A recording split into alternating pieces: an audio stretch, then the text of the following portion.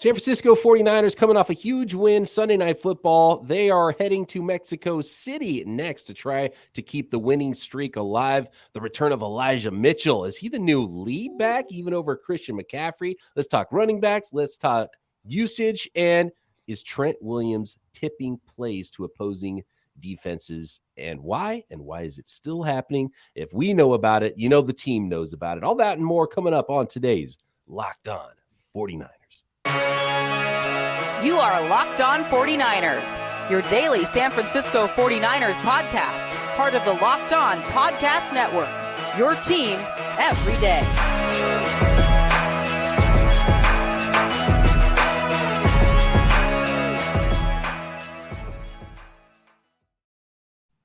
Welcome to Locked On 49ers. Brian Peacock alongside Eric Crocker, as always, with a very special guest on today's podcast, Mr. Nicholas Winkler, at BD Peacock, at Eric_Crocker, at Bay Area Wink on this Winky Wednesday. Thanks for making us your first listen on the Locked On Podcast Network, your team every day. Today's episode of Locked On 49ers is brought to you by BetOnline. BetOnline has you covered this season with more props, odds, and lines than ever before. BetOnline, where the game starts. You know, we've got to use the sounder when it is available on Wednesdays just to let everybody know what's happening and bring on today's very special guest. Nicholas Winkler, come on down. Can't believe it. Action News 8 Sports with Nick Winkler. Wow. What's happening, Wink? Big W in prime time. You were telling us off the air you got to watch the game with your daughter who's getting pumped on 49ers football. I'm wearing our old Gold Faithful shirt under here, which was our original podcast, me and Wink back in the day before I was doing Locked On 49ers. I can't imagine there's too much to stink on for Wink this week after a big 49ers W, although you're always good at finding something. Yeah, I mean, you don't like the early mistakes, right? The fumble, the block punt. You know, you're thinking, here we go again. But the fact that they overcame that and won a game. Again, what I'm stinking on is how many people are like, they won such an ugly game. It's like, well, yeah, good teams win football games. It doesn't matter if they're ugly or pretty. Like, you go out and you win football games. Don't be upset with a win. Be stoked. Move on. Like, it was a victory. It was a W. And yeah, you mentioned it. The best part for me was around halftime. I was like, all right, kids, go to bed, or you could stay up and watch the 49er game with dad. So, you know, there was a little bribery involved in it, but she sat there. She was asking questions and just was really into it, was cheering along. And she's like, all right, 23 is my favorite. Oh, no, 25 is my favorite. She's like, number 10's my favorite. I'm like, yeah, the girl's definitely like number 10. Which is hilarious. Nice. Did you guys watch the Warriors game last night? Yes, I did see that. Yeah, courtside. It was cheerleaders. It was so McCaffrey and Garoppolo and Kittle and Juszczyk, I believe, right? They all just went right by McCaffrey. Like, no, who's this guy? Jimmy, and then like, oh, hey, George. And then Juszczyk just got like nothing at the end. It was just all Jimmy G. It took me a while to realize that McCaffrey and Juszczyk were there too, and I covered the team every single day because it's easy to recognize Garoppolo and Kittle. I was like, oh, cool, Garoppolo and Kittle are courtside, and then I saw that clip of the cheerleaders going by, and then I was like, oh wait, is that Juszczyk? Oh, that's McCaffrey. Yeah, we don't see a lot of McCaffrey, so I just thought it was the guy that was sitting next to some random guy. Yeah, you know that's interesting too, right? Because that speaks volumes to the whole marketing aspect of things, right? And being in a bigger market or a smaller market and being more recognizable as it pertains to maybe, you know, potential earnings, and everybody, you know, talks about wanting more money and maybe going to some of the big markets and it doesn't matter anymore. There's social media, so it makes everybody recognize everyone. And I guess that's not the case because most people didn't even recognize Christian McCaffrey sitting right next to Jimmy Garoppolo. Yeah, especially seeing him in plain clothes, and yet football players have their helmets on most of the time too. Remember, that was the thing back in the day with Emmitt Smith and the Cowboys, and they were always taking off their helmets because it was like it was a marketing thing. It was like, look at my face. Here's my face. Makes sense. And the league was like, we don't like that. Put your helmet back on. You get a penalty if you take your helmet off. And that's still a rule. It's still kind of weird that you can't take off your helmet. Oh, Wink, this is what you're going to be stinking on this week. And I want to ask you about your daughter talking about number 25, the return of Elijah Mitchell, but the Dre Greenlaw penalty, getting ejected from the game. We saw it on Monday Night Football. What was that with, Heineke flopping on the ground and then gets hit, and then he's like pumped. He's like, yeah. I was like, what is that what we're doing now? That's the goal, is to try to get some cheap ass, late hit penalty. something's going on here that's got to be fixed, because now it's like, it's to the point where it's like, all right, look, let's knock their quarterback out of the game on purpose, because right. It's like it becomes goon style hockey. We were talking about this a little bit on Peacock and Williamson today. It gets a little bit convoluted and you don't want to have flopping like in the NBA and like soccer, where the goal shouldn't be to try to get that penalty. And so if it's not obvious, then you can't call those types of plays, because it mars the game. And the Niners shouldn't have lost Dre Greenlaw in that game for a play that you can't go back and watch it in slow motion and say, hey, look at all this time he had. No, he had no time. His target was in the right place. The player moved into where his target was, the Heineke thing at the end of the game on Monday Night Football is just ridiculous. You can't end a football game that way. I don't know. Croc, Wink, either one of you guys have thoughts on that? I mean, that being said, on the game last night, guy took like 3 steps and hit Really, Heineke. Like, he had a lot of time. You're coming off the edge. The quarterback's in the pocket, right? And so you expect the quarterback to still be in the pocket. You don't know if he jumped on a fumble that he fell on. Like, sure. That's just really too hard for a player to know exactly what's going on with the player when he's trying to beat his man who's 300 pounds in front of him. He gets around the corner, and then like that's his goal. So like you can't just wait and jump on the ground. Like, and if that's like teams are gonna start doing that all the time. Get a free 15 yards whenever you need it, right? And not only did he just jump on the ground, like he took like a knee. He took a knee. And when did they do that?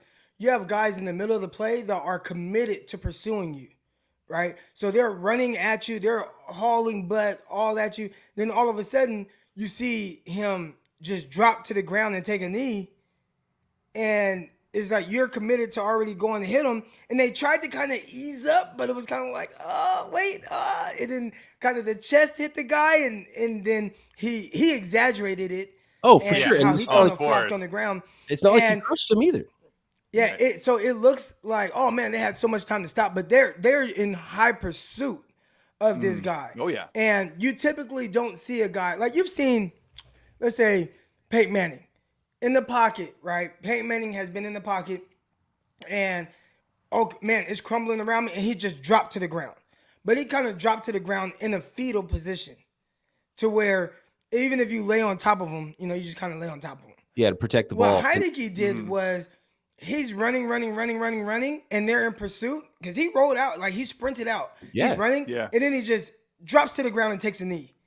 And I think it really was like, kind of like, it was a smart play. You realize what's going on. Because you don't want to throw it away, right? Because then the clock stops. Right. So it's a smart play by Heineke for sure. Mm-hmm. Yeah. But it's back to the Greenlaw hit.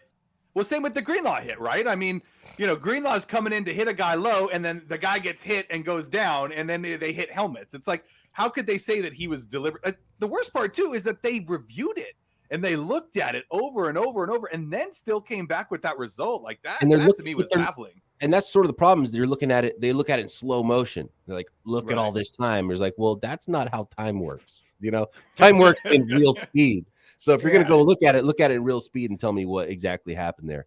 And so I had people telling me like, well, he should have seen that his knee was down and that he didn't have to hit him still. He could have eased up after that. I'm like, first of all, this dude is big. Like he's like Michael Myers running out there. He's 6. My brother has seen Herbert in the grocery store out in the Irvine. Yeah. And he's like, dude's like the biggest quarterback he's ever seen in his life. He's like 6'6", 240-something pounds. So it's a huge dude, and he's running at you. And I think people maybe think that these defenders, especially on the back end or in the next 2 levels, are bigger than what they are. They're not big. Like Jimmy Ward, Jimmy Ward kind of gets lost in all this. If anybody, not saying Jimmy Ward deserved the penalty, but he launched at Herbert on that play. Yeah. I mean, he was parallel in the air, diving into him, head down, everything, right? But Jimmy Ward is 5'11", 190 pounds. So if he has 6'6", 245 pounds running at him, I have to go in and throw everything I have into this big guy running at me. And in the process, the guy, if you are a runner, you're going to take some hits. You're going to take some pounding. You're going to take some hits to the helmet. It's just going to happen. And I think it's almost, it's making it extremely difficult for defenders to protect themselves, because the moment they slow up, they either get ran over or somebody rolls into them in a pile, then they roll an ankle, and all kind of bad things can happen to a defender not going 100% because he's waiting to see how is the right and the most proper way to tackle this big guy that's running full speed at me? Yeah, and then or you give up a huge play because you give up on the play and the quarterback takes off. Rookie quarterback for the Steelers, Kenny Pickett. He did that in college. One of his big highlight plays. He looks like he's about to get down, and then he doesn't. He keeps going. It's like, what? That should be a penalty. He ran for a touchdown. Everybody eased up. Everybody stopped. And then he kept going and ran for a touchdown. Well, another thing, too, is once the quarterback runs, he's a runner. I mean, how many running backs get hit helmet to helmet like that all the time, and it's not a penalty? So if the quarterback decides he's going to tuck the ball and run, he's a runner, but he's being treated like a quarterback, and that's the problem to me. That's the big mistake that they made there because, helmet to helmet, yes, it happens on every single play with a running back. It happens all the time, and the guys don't get ejected for it. But it was a big money quarterback, so they got to protect him. Right. And they said that the quarterback had nothing to do with it. That's what they said. They said that they would have done the same thing, had the same actions, even if he were Eckler. And no one's buying being that. Herbert. Right. And that's, obviously not reality. But all right, well, we'll move on from that. The officiating is also too difficult. So they put the refs in a tough spot because it's just so hard to officiate the game with it being so fast. But we can't be trying to get 15-yard penalties. That can't be the goal. And like when I see the reaction of Heineke after the game, he's like, yeah. I was like, no.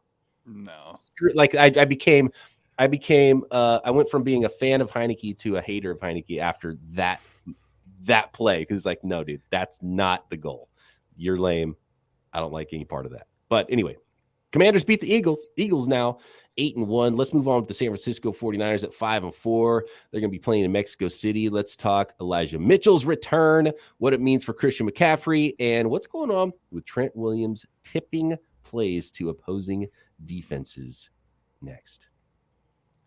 This episode brought to you by Turo, the world's largest car sharing marketplace. With Turo, you can book any car you want, wherever you want it, from a community of local hosts. It is super easy. You get on the app, you say, I need a car. I want to have this really nice, spacious SUV or minivan. Take the family for a road trip. Or you want to show up in style to a special event. Maybe find a classic or luxury car, birthday, holiday, whatever it is. And you roll up and you're like, hey, check out my ride, folks, right? And it is super easy to do. A huge selection of vehicles for whatever you need it for. Maybe just a budget car to go run some errands. You can do just about any occasion or budget across US, Canada, UK, and coming soon to Australia. And I know we have a ton of Locked On 49ers listeners in UK, Canada, Australia. We are global here. You can find your Turo vehicles in all of those places. Many Turo hosts can even deliver the car right to you. Every trip is backed by liability insurance. Terms, conditions, and exclusions apply. Forget boring rental cars and find your drive at Turo.com. Thanks again, everybody, for making Locked On 49ers your first listen today. For your second listen today, check out Locked On Sports today. From the games that matter the most to the biggest stories in sports, go beyond the scoreboard and behind the scenes with local experts and insights only Locked On can provide. Locked On Sports today, available on this app, YouTube, and wherever you get your podcasts. Elijah Mitchell back, number 25. It's pretty cool to see him out there. He was charged up. He was thumping dudes out there, actually out-carried Christian McCaffrey, and was the guy that was closing out the game as the running back on the last two drives when the 49ers had the lead. Wink, were you surprised how much Elijah Mitchell was used, especially at the expense of Christian McCaffrey in some places in his return? A little bit. I mean, I knew that they were going to, give him the ball. That's what they do with Elijah Mitchell. They've done it since he first started week 1, last season. So but the 18 carries, that was a little surprising. I like it. I like it a lot. I don't want Christian McCaffrey taking a lot of those runs. I want those going to Elijah Mitchell. He showed what he can do, right? Running between the tackles. He is great at it. And you get McCaffrey in space. That looked like a great equation for success. Like that looked like if they do that going forward, when Elijah Mitchell and Christian McCaffrey were lined up beside each other in the backfield, oh man, that just looks great. And then one goes in motion and then they run the other way. And I want to see a lot more of that. That is something else. I love seeing the dual tailback, the pony they call it. Whether it's Mitchell and Christian McCaffrey or Debo and McCaffrey were in the backfield together. Yep. On some plays. I love that stuff. Croc, there's been multiple people that are tagging us on Twitter and in the YouTube comments that don't like Christian McCaffrey not being on the field. Do you see that angle too? Or do you like the usage there with and look, like Elijah Mitchell's a good running back. He looked good last year. He looked good in week 1 before he got hurt. He looked good again this week. So he deserves to be on the field. But what's that mix, Croc? I think they have the mix right for the most part. If you have a guy that, they have kind of different skill sets for the most part with how you want to utilize them, especially with Christian McCaffrey having a little bit more of the pass catching ability, at least that's what it looks like, it's interesting because if you go back to training camp and Elijah Mitchell's rookie year, people were talking about him like he was the third down pass catching back. And that was his usage. Yeah, when we thought Trey Sermon was going to be a thing. Okay, Trey Sermon's the early down guy. This Elijah Mitchell guy's got speed and he can catch the ball pretty well. So maybe that's the first, second, third down mix there. Turned out Elijah Mitchell was just better on all the downs, and now Trey Sermon's not even on the roster. Right, and so even then, Christian McCaffrey, I don't think anybody will compare Mitchell's pass catching abilities to Christian McCaffrey, and we've seen that on full display against the LA Rams, skying up and going to grab a ball high point in the end zone. You see the amount of targets that have increased to the running back position since Christian McCaffrey showed up. So you do see a different dynamic. But if I may, okay, you may. I had a question, and I'll ask Wink. All right, and we'll formulate this question a couple different ways. But first, I would just say, we asked this question early on. What does Christian McCaffrey have to do to justify what they gave up? And I think we can ignore context and just say it doesn't matter. They got a better running back than Jeff Wilson, who just ran for 120 yards and a touchdown, 7 yards a carry. All right, but they got a better running back than Jeff Wilson, and that's all that matters no matter what they gave up. And we can ignore all context, and that's fine. But if we want to just have a conversation about it, the question was, how much better does McCaffrey have to be than Jeff Wilson and or Elijah Mitchell to justify giving up a second-round pick, third-round pick, fourth-round pick, fifth-round pick, and $12 million next year and $12 million the following year, even though it's not guaranteed, but $24 million over the next 2 years to running backs when you had running backs on a much cheaper contract. Even if you go and sign Jeff Wilson, it might be $3 million a year. Maybe that's definitely not $12 million. And you got Elijah Mitchell, who's still on a rookie contract, who runs very well. So the floor is yours to kind of answer that. Do you think it doesn't matter, you just have McCaffrey and he makes your team better? Or do you say, well, he has to do X, Y, Z, and maybe you have to win the Super Bowl to say, you know what, it was a good trade? I mean, you definitely have to make the playoffs, right? I mean, if they don't make the playoffs, then it looks like a big flop. I mean, we saw how dynamic McCaffrey is against the Rams. You mentioned it, going up sky and making that catch, throwing a pass. Like, he scored another touchdown in this game too. He is electric. And again, a lot of times I'm going to say this over and over, and I'm going to beat it until it's out there and everybody fully understands it. Right? You got to. And he does so much when he's not touching the ball too, right? I mean, he's constantly, you got to account for McCaffrey. You got to know where McCaffrey is at all times when he's on the football field. So I think that is overlooked sometimes, because just because he's not getting the ball doesn't mean he didn't make the play, right? He may have drawn two guys over there, and that's why somebody's open on the right side. So anytime McCaffrey's on the field, he makes the 49ers a better football team. I think Brian Baldinger did a breakdown. I think it was Baldinger. And he was showing when McCaffrey goes in motion, how many Chargers' eyes were going with him. So, all right. And again, this was not, and I know we're going to get the comments and everything. This is not me saying McCaffrey doesn't matter. This is not me saying I don't like the McCaffrey trade. This was me just asking a question based on the production that we've seen from other guys. But I think the angle that you took was really good in the sense of even when he's not touching the ball, he's still being very impactful. And when he does touch the ball, we know what he can do then as well. Yeah, I think we're going to see a lot more of Ayuk too. I mean, he really opens it up for him, and we saw it on full display on Sunday night.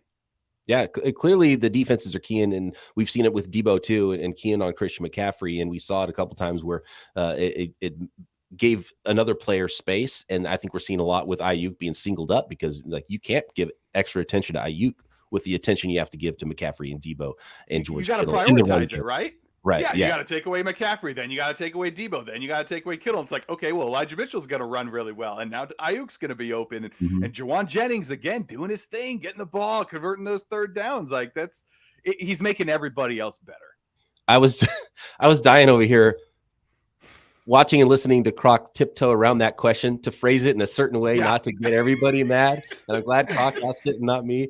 That was funny. No, but how'd I do? And when you got to ask it. Great. But it bears asking just because, it's what we know about running backs and seeing how good Elijah Mitchell is. It's kind of easy to forget. And look, he's been hurt a lot too, which is why I like the usage of using both guys. So neither one of them gets run into the ground. That's why I have no problem with the usage there. I would like to see Elijah Mitchell out carry Christian McCaffrey every week, and McCaffrey get like 10 plus targets in the passing game. Use him as a slot receiver. Christian McCaffrey might have the best ball skills on the team. Like, no joke. Saying a lot. Legitimately use the dude in the slot on third downs and use him out of the backfield. He can catch the ball. He can get open. He can separate. He's got that short area quickness. And it's weird because if you look at height, weight, speed of Elijah Mitchell and Christian McCaffrey, they don't seem like they're that different, but they play very different. Like the thump that Elijah Mitchell brings in the run game is different. His top speed is faster than Christian McCaffrey's, I think. But then the short area stuff, like Christian McCaffrey's vision is so good. He'll find those little creases. His lateral agility is different. They're different moving in space. And sometimes like Elijah Mitchell's a little tighter because you'll see plays where there's a hole there and he bumps into the offensive lineman a little bit trying to get to the hole, and he'll still hit it, and he'll hit it hard, and he's not giving many moves after he gets through the hole. Kind of the one cut downhill, which is why I could think Shanahan liked him so much as a rookie and let him play early because he's getting downhill and gaining yards, whereas McCaffrey is good at getting slim and finding that little crease and almost jumping through it sometimes, right? And then makes more moves on the second level. So they're actually very different. I think they complement each other fantastic in the 49ers offense. So, and look, keep them both fresh. Utilize McCaffrey as a receiver as much as possible. I think that's the usage, and I think it was pretty close, maybe even, more passes McCaffrey's way. But Niners don't have a high-volume passing game, so you can't give McCaffrey 10 targets and Ayuk 10 targets and Kittle 10 targets and Debo, the touches he should get. So it's never going to be, and it probably hurts your fantasy teams when you have any of those guys on them because you don't know who's going to be week to week, but someone's going to be featured every week. And then you got Ayuk and Jennings in the mix as well, who are just going to see a lot of single coverage. Next, guys, we've got to cover the issue of Trent Williams, one of the 49ers, if not the 49ers' best player. Is he hurting the team by tipping plays, letting the opposing offenses know when it's pass or run? Let's get to that next. These days, every new potential hire can feel like a high-stakes wager for your small business. You want to be 100% certain that you have access to the best qualified candidates available. That's why you have to check out LinkedIn Jobs. LinkedIn Jobs helps you find the right people for your team faster and for free. And it is a massive network that you can cast a net over as wide, 800 million potential hires, right? Because that's how many people are on LinkedIn, or very narrow. And you can narrow that search for your next hire with simple tools like screening questions. Make it easy to focus on candidates with just the right skills and experience so you can quickly prioritize who you'd like to interview and hire. All you do is you add your job to the purple hiring frame on your LinkedIn profile to spread the word that you're hiring. It's why small businesses rate LinkedIn Jobs #1 in delivering high-quality hires versus leading competitors.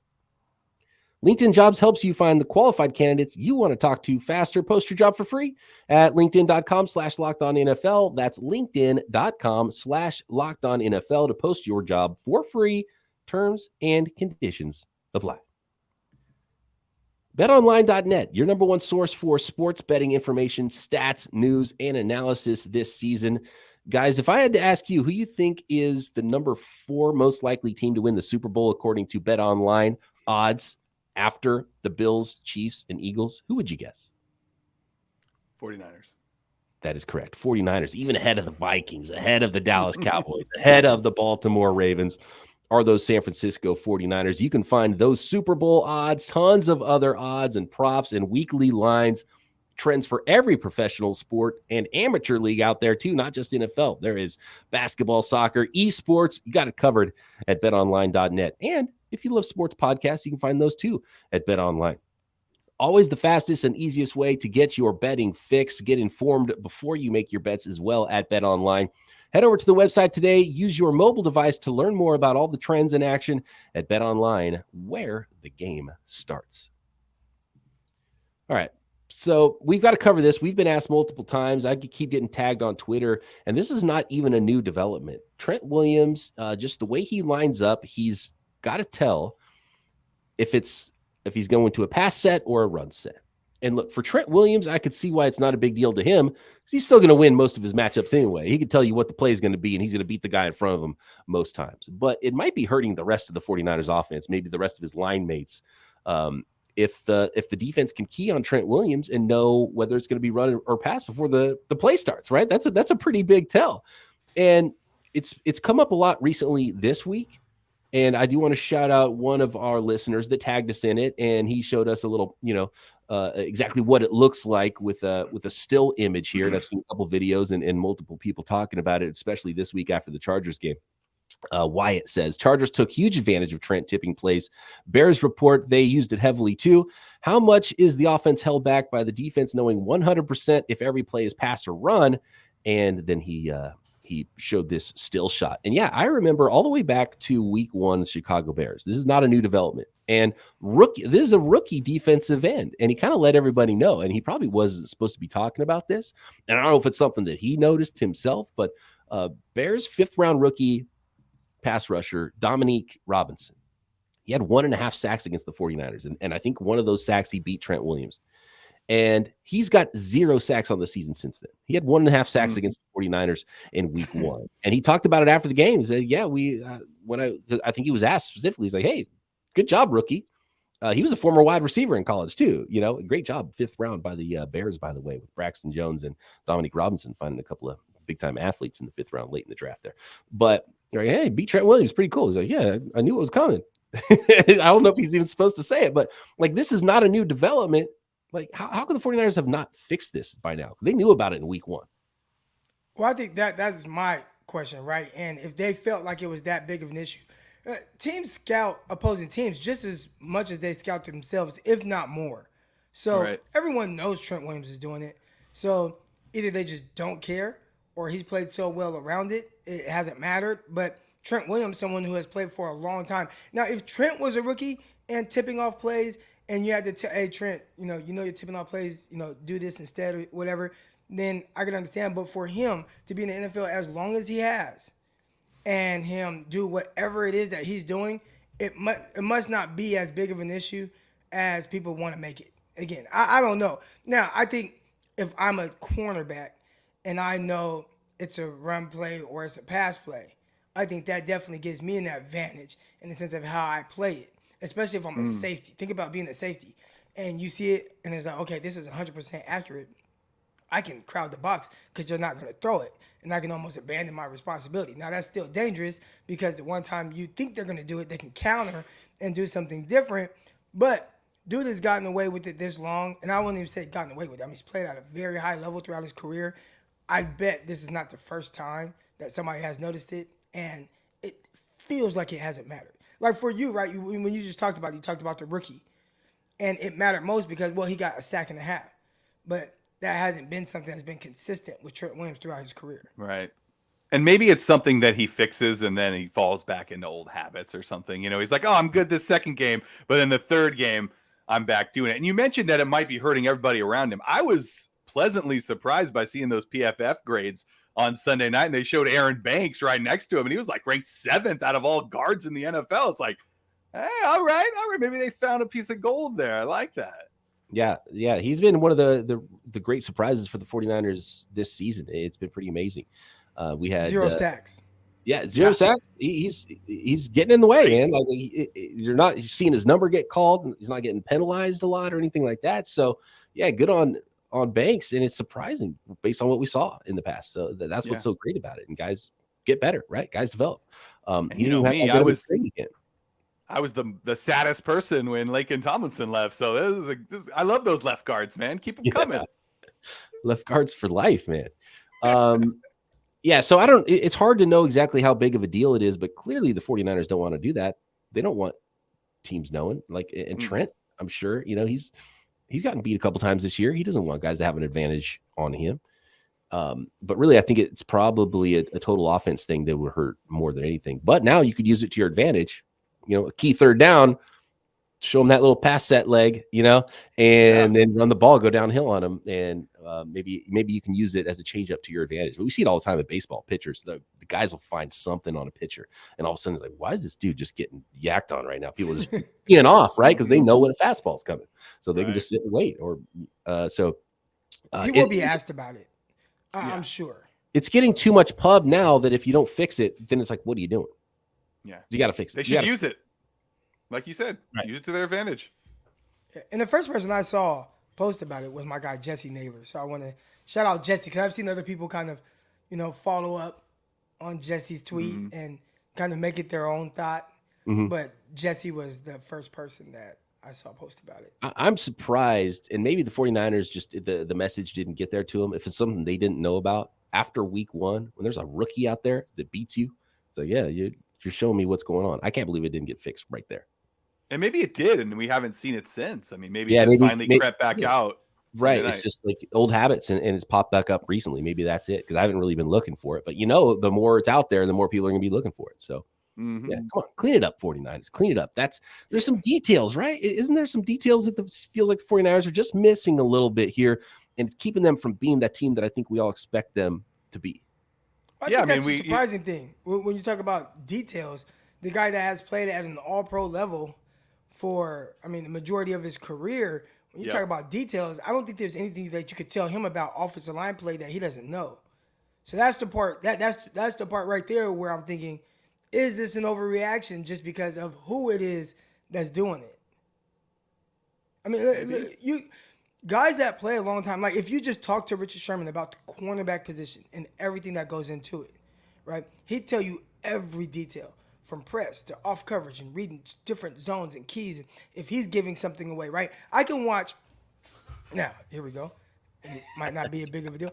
I can watch a cornerback and I know when he's press bailing. I just see how his stance is. It might be slightly a little bit more off the line of scrimmage. He might be looking in at the quarterback, which he's watching the ball, just see when he snaps so he can get out into his bail, right? And I see it, and I call it all the time. Oh, he's bailing out. Oh, he's bailing out. And I just see it. How much of that matters in the grand scheme of things? I don't know. So. I think wide receivers probably give it away too a lot, Croc, right? Where you can tell a guy's a little too relaxed at the line and he's not going to fire off on a route and he's just blocking. I'm sure that's something you guys pick up on as DBs, right? Or you see where their weight is. You can tell something's going on. I don't think I ever paid attention to that. You don't want to get geeked out, right?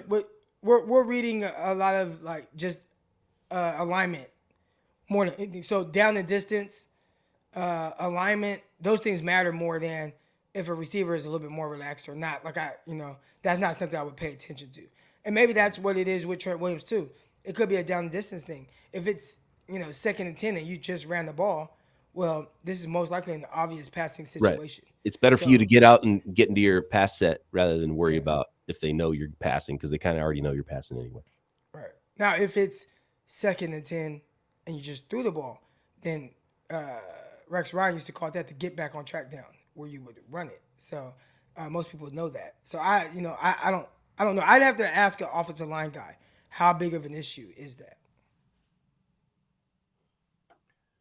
By the way, guys, just completely not mentioned in our conversation with Elijah Mitchell and Christian McCaffrey, Jeff Wilson going nuts for the Miami Dolphins, along with Raheem Mostert too. Dang.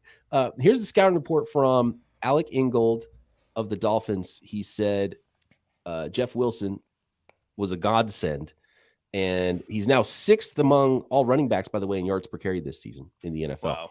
And he, quote, runs like his feet are on fire. He's quick. He's explosive, high energy, decisive. Pretty accurate scouting report. It didn't take long for them to figure out who Jeff Wilson is. He's so fun to watch run. He runs angry. And they like that over there in Miami. So the question is, don't kill me in the comments. Don't kill me in the comments. At Eric _Crocker on Twitter. And of course, leave a message in the comments. Wink, I know you've been paying special attention to special teams this year, and the Wink Wish Wash that we do on Wednesdays. Jason had a question. He says, curious, why does San Francisco seem to struggle so much in the third phase of the game? Missed point after, blocked punt, have given up big returns this year. There was the multiple, they called it the banana punts out of bounds that weren't quite on point from Mitch Wishnowsky, although he did drop one at the 1 yard line. And it can't be lack of emphasis, right? And they did so much in the offseason to improve their special teams, and I think they had because their special teams were so bad last year. But it was kind of a funky game until the very, very end. Yeah, I mean, that's the first missed extra point by Robbie Gould on the season. Wishnowsky missed one earlier in the season when Gould was hurt. So yeah, we can't think that that's an actual thing. Yeah, Wishnowsky, his first punt was not very good. And then his second one was blocked. And then his third one was, again, just out of bounds, just outside the 20. But then on his fourth punt, when it really mattered, dude stuck it at the 1. So, I think that the special teams are just fine for the 49ers, right? Ray McLeod's doing great in the return game right now. And, I wouldn't worry about that. I would say much improved special teams. You're never going to be perfect. They're not making big plays in the return game, but the return games are almost non-existent around the NFL. You just got to not make big mistakes. You're not going to make plus plays on special teams these days, it seems like. Yeah, late in that game, too. I don't know if anybody noticed it, but Jordan Willis almost got himself another block punt. He got there in the middle. He looks weird there at 75 now, but he almost swatted that away just like he did in the Packers game, the playoff game last year. Yeah, who does that? Who goes from 75, that's what he wore for like the Bengals or whatever, to 94 on the Niners, and that's a good defense. It looked good. Then he goes back to 75. He might have wore 75 at K-State, and that's probably why he slipped to the third round. That's an ugly-ass number for it. I like this guy, but 75? Nah, that's pass. Can't believe it. All right. Good stuff. Thanks, Wink, for another very successful Winky Wednesday. My pleasure, guys. Thanks, everybody, for making us your first listen. For your second listen, check out Locked On Sports Today. Check out Locked On NFL Draft with Eric Crocker. Check out the Peacock and Williamson NFL Show, all right here on the Locked On Podcast Network. Croc and I back tomorrow. It's already time for a little Thursday crossover action, getting ready for Week 11 right here, Locked On 49ers. See ya.